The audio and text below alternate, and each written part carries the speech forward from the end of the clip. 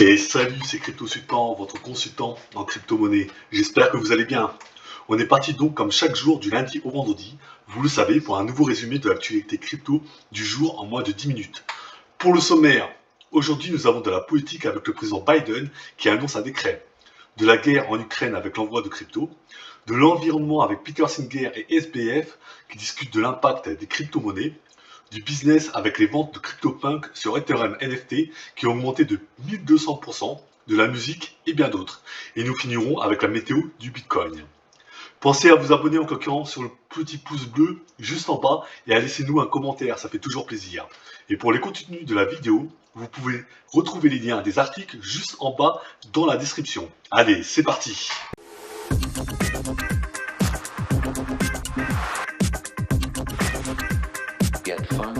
On commence donc l'actualité avec le grand décret du président Biden sur le Bitcoin qui a peu d'importance en termes d'action immédiate, mais beaucoup en termes d'impact symbolique.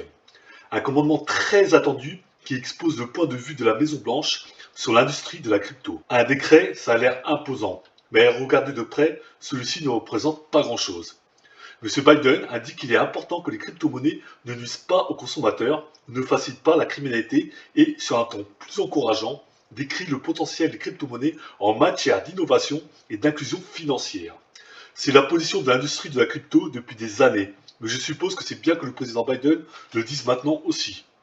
En ce qui concerne la partie « Agence réveillez-vous » du décret, M. Biden a donné un coup de pied bien nécessaire aux différents fiefs du gouvernement fédéral qui n'ont pas réussi à établir des règles claires sur les crypto-monnaies et qui se sont surtout chamaillés entre eux pour des questions de territoire.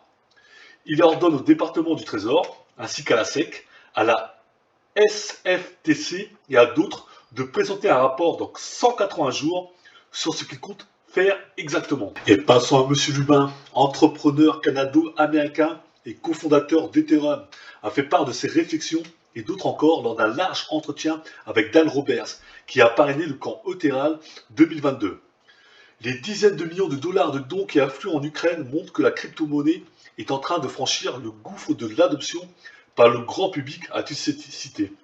La crypto-monnaie s'est révélée être une arme puissante pour l'Ukraine dans sa lutte contre la Russie, la crise en Europe de l'Est devenant un point de non-retour pour l'intégration régulière de la crypto-monnaie dans les marchés mondiaux, a-t-il déclaré. Jusqu'à présent, au moins 60 millions de dollars en crypto-monnaie ont été acheminés vers les nations assiégées. Passons à Peter Singer, qui lors d'une discussion en tête-à-tête pendant le camp Ethereum de cette année, le célèbre philosophe s'est entretenu avec le fondateur et PDG de FTX, Sam Bankman-Fried, sur une série de sujets allant du conflit entre la Russie et l'Ukraine à l'impact de la cryptographie sur l'environnement.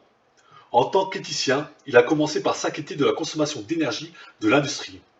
Bankman-Fried a répondu en disant que la réduction de l'empreinte carbone de la crypto est quelque chose qui doit être pris en charge et que les blockchains actuelles de type Proof of Work, comme Bitcoin et Ethereum, ne sont pas viables à long terme en raison des coûts énergétiques élevés, qui entraînent à leur tour des frais de transaction élevés. Il a également déclaré à Singer que les protocoles alternatifs de preuve d'enjeu ont effectivement un impact environnemental nul. Passons à Larva Lab, qui a vendu la propriété intellectuelle de CryptoPunk et Mibit NFT à Yuga Labs, les créateurs du Bored Ape Yacht Club. Le créateur de CryptoPunk avait fait l'objet de critiques pour son manque de conseils sur les droits de propriété intellectuelle et son engagement auprès de la communauté.